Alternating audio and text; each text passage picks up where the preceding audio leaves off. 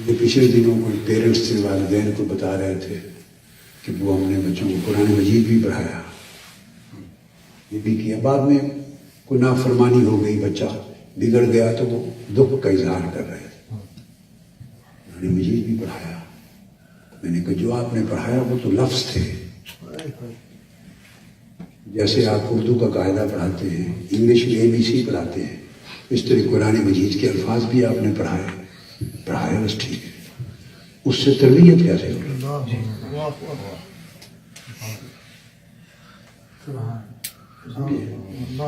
اتنا فرق ضرور ہوا کہ آپ نے ABC پڑھا تو شاید اس کا ثواب نہ ملے، دنیا میں فائدہ ملے، اور اگر اس کی بھی کوئی پیچھے ایک نیت ہو تو ABC پڑھنے کا بھی ثواب ہو سکتا ہے۔ اور قرآن مجید کا یہ ہے کہ آپ کی نیت نہ بھی کرے، یہ فرق ہے۔ دنیاوی کتابیں پڑھیں تو نیت اچھی کر لیں تو ثواب ان کا بھی ہے، اور قرآن مجید کا یہ ہے کہ نیت کوئی ہو یا نہ ہو، بھلے زبان پر ہی آپ پڑھ رہے ہیں تو اس کا ثواب ملتا ہے۔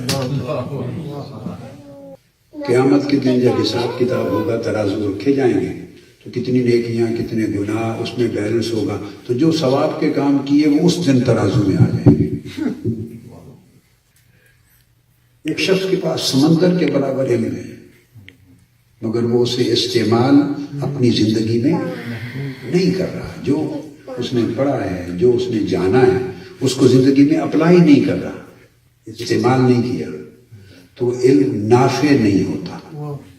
علم جو ہے بے عملی کے ساتھ کبھی نافع نہیں ہوتا۔ آپ اس کو استعمال کریں زندگی میں، جو پڑھا ہے، جو حاصل کیا ہے، اس کو یوز کریں۔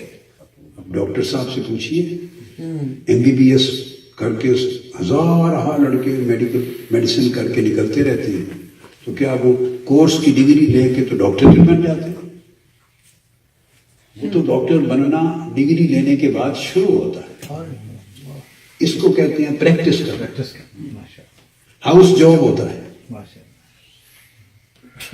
ڈگری ایک چیز ہے، وہ ڈگری صرف اس لیے ہوتی ہے کہ اب آپ پریکٹس کرنے کے قابل ہو گئے، سند اس لیے ہے کہ آپ اس علم کو پریکٹس کرنے کے قابل ہیں۔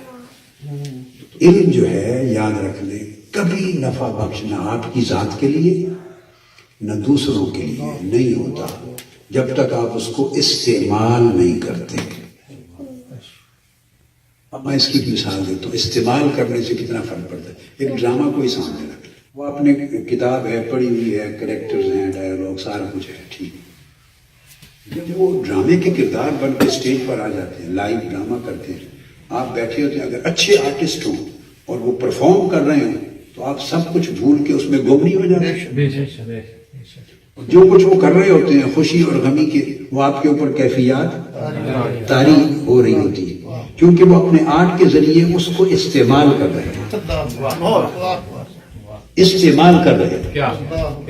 اب آپ کو سارا پتا ہے کہ یہ ڈرامہ ہے اور اس کی کوئی حقیقت نہیں ہے، لیکن جو کچھ ہو رہا ہوتا ہے وہ کیفیات آپ پر طاری ہو رہی ہوتی ہے۔ اگر وہ طاری نہ ہو، آپ ان کی ایکٹنگ اور پرفارمنس کے ساتھ اگر آپ کا دل، دماغ اور فیلنگز کنیکٹ نہیں ہوئی، اس کا مطلب ہے استعمال ٹھیک نہیں ہو رہا، وہ ایکٹر اچھے نہیں ہیں، ایکٹر اچھے آپ کو کنیکٹ نہیں کر سکتے، انوالو نہیں کر سکتے۔ ایسے ڈرامے، ایسی فلمیں فیل ہو جائیں کیونکہ آپ کو وہ انوالو نہیں کر سکے، کنیکٹ نہیں کر سکے۔ آپ کو پتا اگر یہ رہے کہ یہ فلم ہے، یہ ڈرامہ ہے، اگر یہ احساس رہے تو فیل ہو گئے۔ اس کو حقیقت سمجھیں، یہ اس کا استعمال ہے صحیح معنی۔ آپ سمجھیں، جس طرح ایک ڈرامے جیسی شے ہے، اس کی کامیابی یہ ہے کہ آپ کو انوالو کر کے یہ فیلنگ پیدا کر دے کہ یہ حقیقت ہے۔ تو علم تو پھر بڑی چیز ہے، قرآن کا علم، حدیث اور سنت کا علم، اللہ رسول کا علم۔ اگر وہ علم آپ کے پاس آ جائے اور اس کو استعمال کریں آپ اپنی زندگی میں، اندازہ کریں فیلنگز کتنی بدل جائیں گی۔